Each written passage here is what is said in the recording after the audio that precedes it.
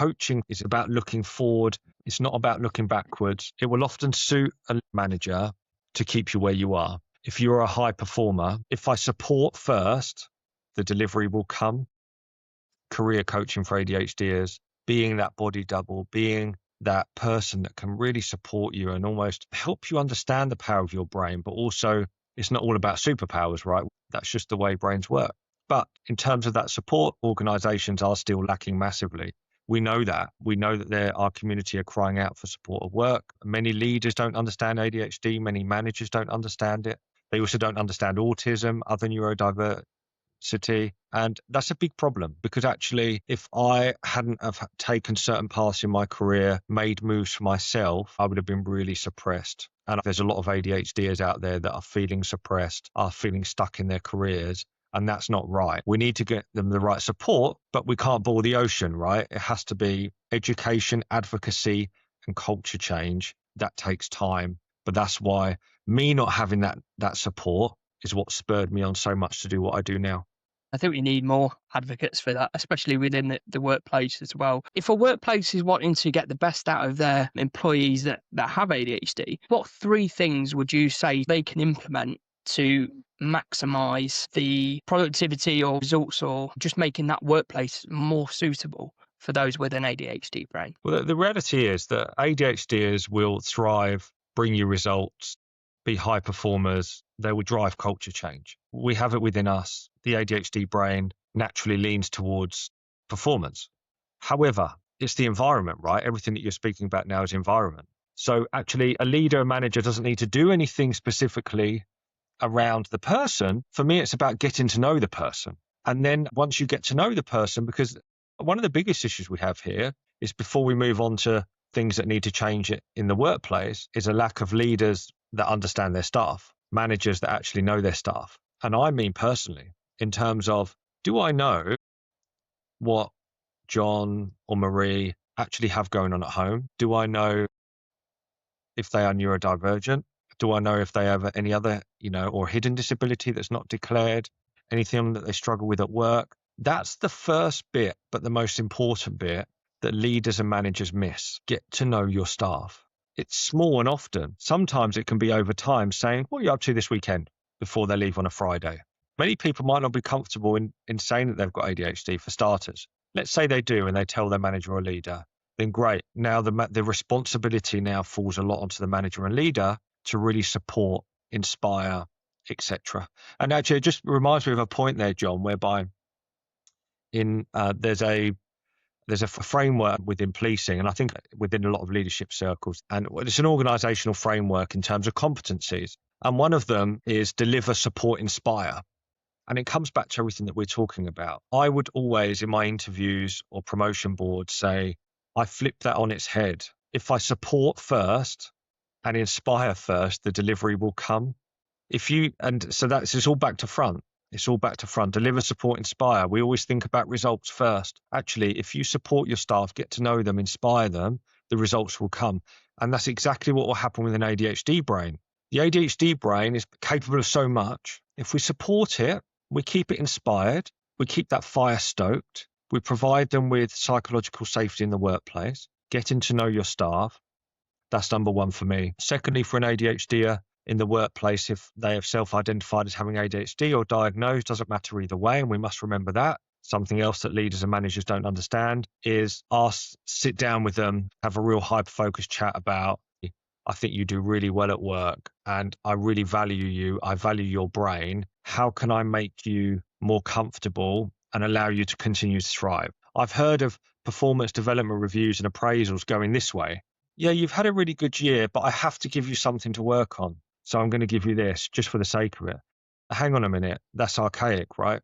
And certainly wouldn't work with an ADHD brain. We do need praise, probably more than others, because generally we're quite low on confidence, low on self-trust. And if we have a manager and leader that provides us with that, a little bit of fire, keeps us going, also accepts us for who we are, we will thrive. Because often the ADHD will say, look, I'm absolutely fine. I love it here. I love my job. But often they may not.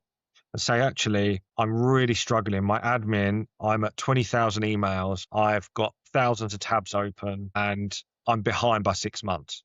That's not uncommon, because actually They might also say, when it comes to don'ts, micromanaging doesn't work for me. ADHDers don't need micromanaging. That for us is an absolute nightmare. We feel an immense amount of pressure. And for me, micromanagement is a whole nother topic anyway, because I think it's one of the most destructive forms of leadership that exist. The third point would be, now go and learn, build up your own knowledge, because you have a responsibility as a leader and a manager. And we know through recent tribunals, criticisms of organizations and businesses, leaders, is that when you were asked to attend some training around ADHD or awareness advocacy, you turned it down. Actually, why not be proactive? Take yourself away and learn about ADHD. I'm not asking you to do a degree in it, a course or anything, but go and learn some basics from a leader's perspective. There are now ADHD, there is coaching courses for leaders and managers, etc. At the very least, educate yourself. You can't bury your head in the sand. And I think if you do those three things combined, you can really set yourself up to be a better leader, better manager in general, because you can then apply that to so many different things, different disabilities, and you will ultimately just help the ADHD thrive, feel safe, feel comfortable, feel like they can trust. Their cortisol levels will drop in the workplace and they'll just be a lot happier. And those results that you speak of, that performance, that will come tenfold. They're great points to make. And from people that I've spoken to, there is often in the workplace a sense of fear that you are going to be pulled up on something that you've not done right or you've done wrong. If they're not given that, not giving them the praise or the guidance or just any reassurance that they're on the right track, for a lot of ADHD brains, they will naturally default to, they're not telling me I'm doing something right, so I must be doing something wrong. Yeah, absolutely. Yeah, and John, you make a really good point there around the negative discipline. And actually, a manager and leader will be quick to try and discipline, quick to tell an ADHDer off.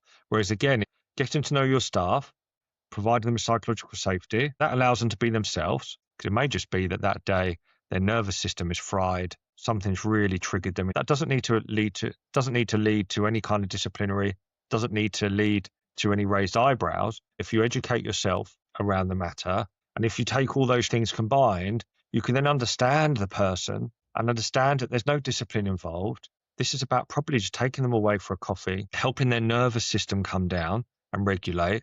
And that's the best form of discipline you're going to find with an ADHD. Of course, there could be times when discipline is, or a misconduct is so serious that there's no mitigation around that. But actually, I think those cases are very rare, and we just need to treat an ADHD with a lot more kindness and understanding. There's that stigma around it almost being the naughty boy syndrome.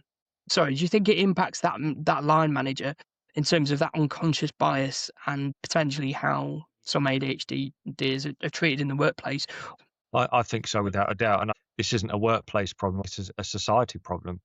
If you look at the situation with Merlin Entertainment, Alton Towers, the reason ADHD is being put in the headline when actually the decision covered all neurodivergence and lots of other disabilities, ADHD was put in the headline to dilute the fact of the decision that had been made, because I think journalists and generally society like to see ADHD as a naughty boy syndrome. It comes back to our point earlier around what do we do about that? It still gives me even more fire in my belly to continue advocating, continue educating people we talk to about what ADHD really is. The reality is ADHD will manifest itself as misbehaving children, but will also manifest itself in other ways. I wasn't a naughty child. I was a really well-behaved child, but I was mega curious. I would ask too many questions, and that irritated adults, and that caused me issues. I think with time, the more of us that are speaking, podcasts, LinkedIn, eventually journalism will catch up. There are some great journalists out there. There's also a lot of ADHDers already, journalists who are doing some great work. But yeah, I think coming back to your point, yes, absolutely, it exists. And therefore, it can create a fear within us to disclose. I was reading something the other day that you can't go for selection as an RAF pilot if you have ADHD. When news like that comes out, it naturally hinders the whole of society, us as a community, to say, well, why the hell would I put ADHD on my form? when it could hinder me. So I absolutely agree with you. It's just down to us to change that in a calm, eloquent way, because when we're angry as a community, we may not get our key points across. It's a bit of a double-edged sword in that sense, isn't it? We talked about emotional regulation, and it's probably the time then that we need to regulate ourselves as best as we can do when it comes to things like that article that you read whilst ADHD was at the headline. It wasn't solely based on ADHD. It was disabilities as a whole. It's making sure that the narrative's in the right way, because there is a lot of stigma. You're doing so much work to be an advocate for ADHD and neurodiversity in and out of the workplace. And you've got some exciting things coming up as well, haven't you? I've been mentoring junior leaders, junior staff in the workplace for over 10 years now. And like I said to you earlier, I've actually, even before my diagnosis, was drawn to helping people that were neurodivergent in situations where you'd have people on performance plans or being disciplined due to poor admin, poor work, described as lazy, when actually I quickly identified through working with them that they're actually dyslexic. So I'd help them get their diagnosis. And ultimately, I'm not saving their careers, they're saving it themselves through their tenacity and bravery. But I'm just there to try and help and see actually what's going on for what it actually is rather than what it isn't. That's kind of was the birth of my mentoring and coaching path. Then upon my diagnosis and understanding ADHD deeply now through lots of study, and I'm currently doing some work with Rosie Turner and Dr. Miguel Mateas, who are doing loads of advocacy work, but loads of training in helping coaches, mentors, leaders and managers really understand deeply what ADHD is from a neuroscience perspective, but also looking at it a bit more holistically around nervous system regulation, breathing, meditation. And this really goes against my grain, right? But now I'm doing it. I'm doing it with a client of mine whereby at the beginning of every session, we will do some breathing, we'll do a bit of meditation, and at the end, and also visualization. I'm learning so much about that at the moment. And there's so much science around if we visualize our future selves and our confident selves, we can actually make that happen. Because we have so much negative bias in our brains, we'll always go towards negativity. So for me at the moment, I'm in a space of education, deep education around ADHD, coaching clients, coming onto calls like this with yourself and helping with advocacy and awareness, really deeply trying to help people in the workplace that are stuck. People also want to pivot their careers, that want to change their environment, because I can only help so much. But if the environment's really toxic and awful, then you probably need a change. So the ADHD professional has now been born, again, a bit tongue in cheek, because and we're expected to be these professionals. But the reality is that all ADHDers that are in work are professionals of some kind, and there's an expectation of them, and I want to help them succeed. And they can do that. And I always say that an ADHDer can be the most dangerous person in the room, and you can be a big threat to the rest of the workforce, but only if you really understand your ADHD, can bring your nervous system down, help regulate a little bit, and channel everything in the right way. And of course, your environment. In terms of dangerous in the positive way, not dangerous as in going to cause a lot of trouble, but yeah, dangerous in the right. Absolutely, yeah. Dangerous in terms of, if we were talking about a dangerous striker, a footballer, we know that he'd be scoring lots of goals. And the reality is that as a dangerous ADHDer, we can make a big difference in the world, a big difference in the workplace, a big difference in boardrooms. And there will be so many people watching this that know they make a big difference at work, but they have lots of struggles, and they will also feel suppressed. They will look at their boss and manager and think, what the hell are you doing? I could do so much more than you. But actually, let me tell you something as well, John. It will often suit a leader and manager, if you're a high performer, to keep you where you are, because you are delivering a hell of a lot of results for that person and for the organization, and they will view you as a threat. So that's also something to consider. As ADHDers, we have to give ourselves a lot of credit for the fact that we've had to self-regulate and manage all our lives, often without a diagnosis, and we're really good at it. Any football fans listen to this, then that's got ADHD, you can be an Erling Haaland, is what you're saying there. Absolutely. And let's look at neurodivergence in elite sport. ADHDers, people that they will hyper focus and they will absolutely go the extra mile, and they become extremely successful. Now, there are downsides to that. The overtraining, the injuries, they are hell bent on that success. But actually, you can become, and I believe that ADHDers are the most dangerous people in the world in terms of the success that they can achieve and the change that they can make happen. Yeah, and I think there's some clear examples which are obviously talked about a lot in the entrepreneurial space. ADHDs who have built huge businesses, incredibly successful. So the evidence is there that ADHDs can be a success. But like you say, it's about having the right environment and also the right support as well. Absolutely. Absolutely. It is about environment for me, number one, because, you could have everything in place, all the right supplements, all the right coaching, all the right support. But if you're stuck in a really toxic environment at home, as an example, then all of that is pointless. The rest is pointless. Or if you're stuck in an environment at work that is completely toxic, holding you back, you're being bullied, suppressed, whatever it may be, then everything else is pointless, right? So for me, your environment is number one, but they do go hand in hand, the second bit around your coaching, your understanding, your self-awareness, your self-trust and self-confidence can impact the way you perceive your environment as well. So it can become a little bit complex, but for me, environment is massive and really important. And of course, the support, self-awareness, self-trust, and building self-confidence. If you can get those two things right, then absolutely we have the right environment as a whole then to thrive. And for anyone that's considered or considering coaching, speaking with an ADHD coach like yourself as well, what does that kind of approach look like? What does working with an what does working with an ADHD coach like yourself look like, and how does that help them to maximize their potential for anyone that may be sitting on the fence at the moment? Yeah, sure. So actually, I've had a bit of a transformation myself because I've always mentored. So actually, coaching and mentoring are slightly different. And then there'll be people watching this that will also know about therapy. So I suppose the three main ones for me are therapy, coaching, and mentoring. They're all slightly different.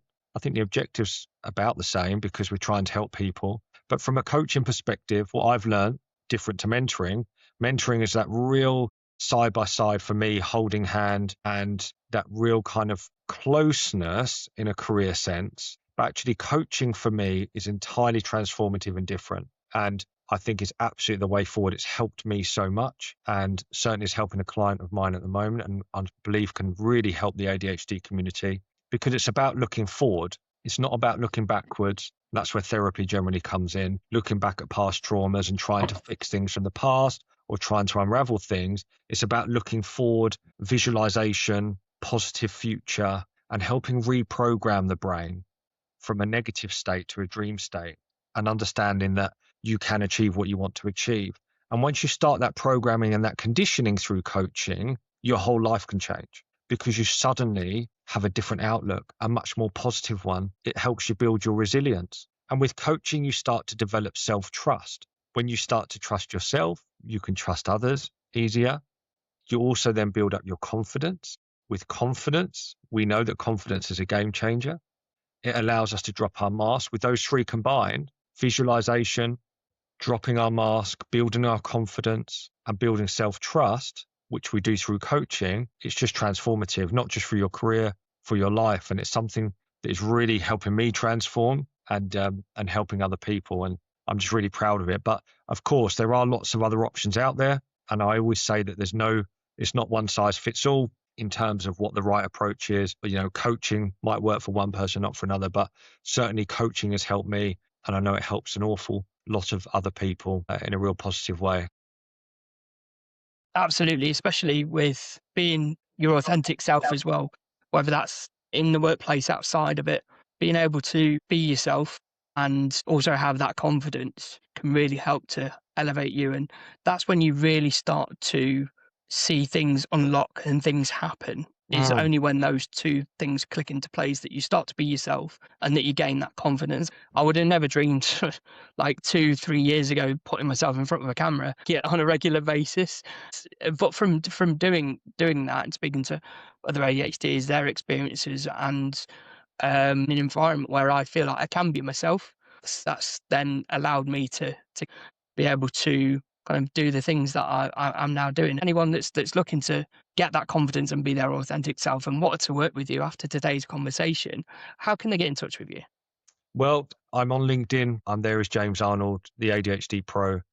I'm also on Instagram as the ADHD Professional. I'm here to advocate, help support, and of course, coach if people would like that.